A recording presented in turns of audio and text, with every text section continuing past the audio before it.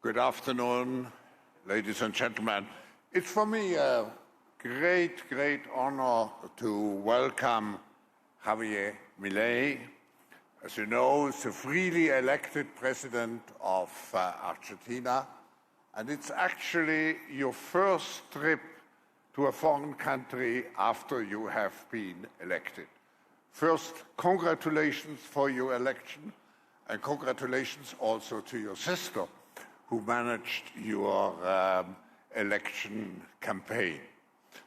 I think you, sometimes people would say with more radical methods, but you introduce a new spirit to Argentina, making Argentina much more related to free enterprise, to entrepreneurial activities, also to bring Argentina back to the rule of law.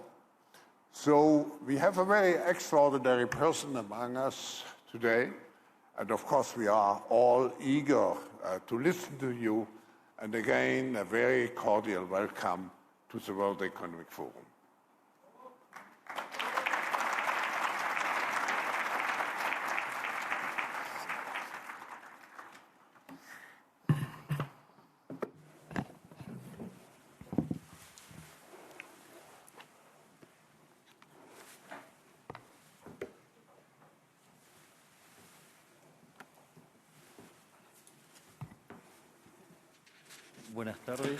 Good afternoon.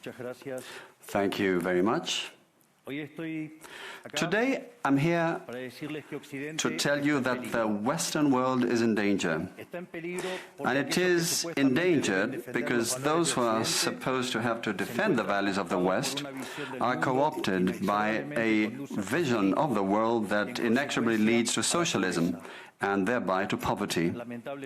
Unfortunately, in recent decades, motivated by some well-meaning individuals willing to help others, and others motivated by the wish to belong to a privileged caste, the main leaders of the Western world have abandoned the model of freedom for different versions of what we call collectivism.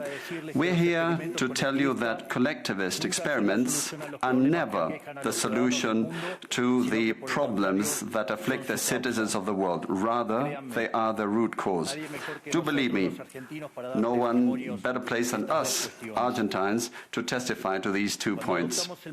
When we adopted the model of freedom back in 1860, in 35 years we became a leading world power. And when we embraced collectivism over the course of the last 100 years, we saw how our citizens started to become systematically impoverished, and we dropped to spot number 140 globally.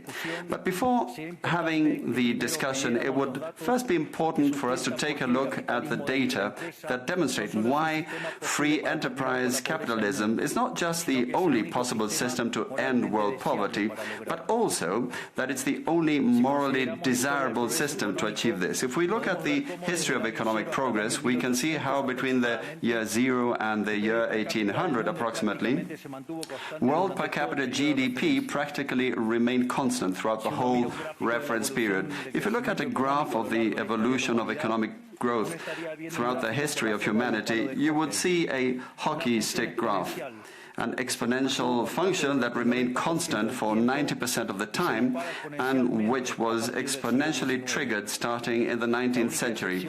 The only exception to this history of stagnation was in the late 15th century with the discovery of the American continent. But for this exception, throughout the whole period between the year 0 and the year 1800, global per capita GDP stagnated. Now, it's not just that capitalism brought about an explosion in wealth from the moment it was adopted as an economic system. But also, if you look at the data, what you will see is that growth continues to accelerate throughout the whole period. And throughout the whole period between the year 0 and the year 1800, the per capita GDP growth rate remained stable at around 0.02% annually, so almost no growth. Starting in the 19th century, with the Industrial Revolution, the compound annual growth rate was 0.66%. And at that rate, in order to double per capita GDP, you would need some 107 years. Now, if you look at the period between the year 1900 and the year 1950, the growth rate accelerated to 1.66% a year. So you no longer need 107 years to double per capita GDP, but 66.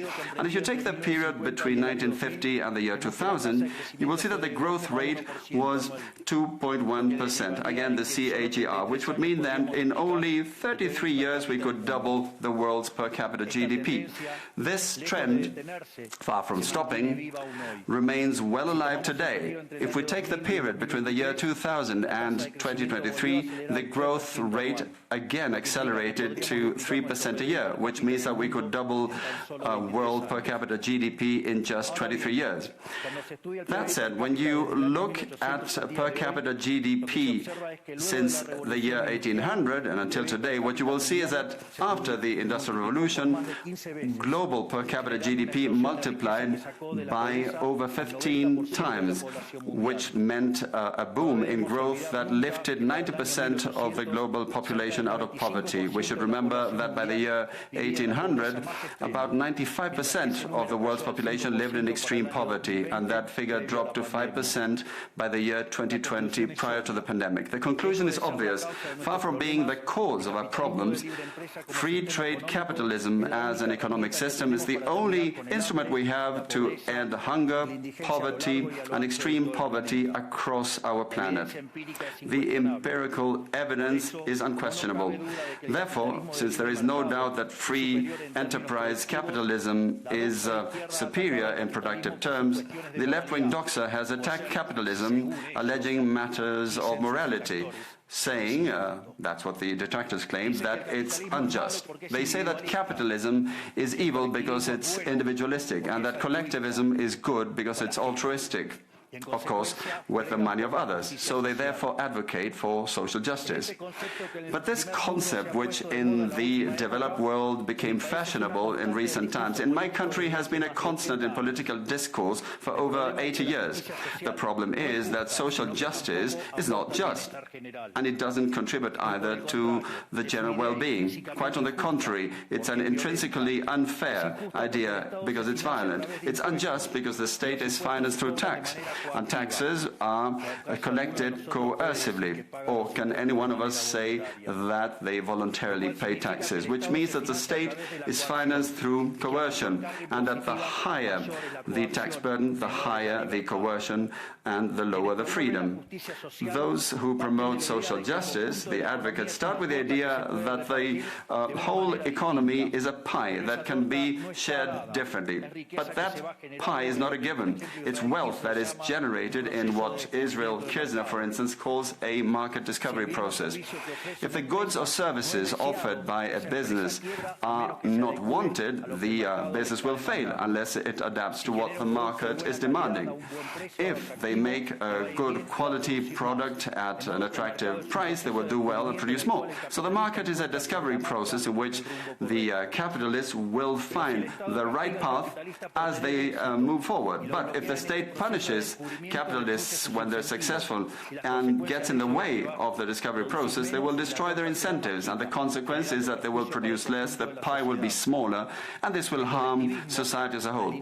Collectivism, by inhibiting these discovery processes and hindering the appropriation of discoveries, ends up binding the hands of entrepreneurs and prevents them from offering better goods and services at a better price. So how come that academia, international organizations, economic theory and politics demonize an economic system that has not only lifted out of extreme poverty 90% of the world's population, but has continued to do this faster and faster, and this is morally superior and just. Thanks to free trade capitalism, it is to be seen that the world is now living its best moment. Never in all of mankind's or humanity's history history has there been a time of more prosperity than today. This is true for all. The world of today has more freedom, is rich, is more peaceful and prosperous. And this is particularly true for countries that have more freedom and have economic freedom and respect the property rights of individuals, because countries that have more freedom are 12 times richer than those that are repressed, and the lowest decile in terms of distribution in free countries are better off than 90% of the population of repressed countries, and poverty is 25 times lower, and extreme poverty is 50 times lower. And citizens in free countries live 25% longer than citizens in repressed countries. Now, what is it that we mean when we talk about libertarianism? And let me quote the words of the greatest authority on freedom in Argentina, Professor Alberto Venegas Lynch Jr., who says that libertarianism is the unrestricted respect for the life project of others, based on the principle of non-aggression, in defense of the right to life, liberty and property. Its fundamental institutions being private property, markets free from state intervention, free competition, the division of labor, and social cooperation, as part of which success is achieved only by serving others with goods of better quality or at a better price. In other words, capitalists, successful business people are social benefactors who, far from appropriating the wealth of others, contribute to the general well-being. Ultimately, a successful entrepreneur is a hero. And this is the model that we are advocating for the Argentina of the future, a model based on the fundamental principles of libertarianism, the defense of life, of freedom, and of property. Now, if free enterprise capitalism and economic freedom have proven to be extraordinary instruments to end poverty in the world, and we are now at the best time in the history of humanity, it is worth asking why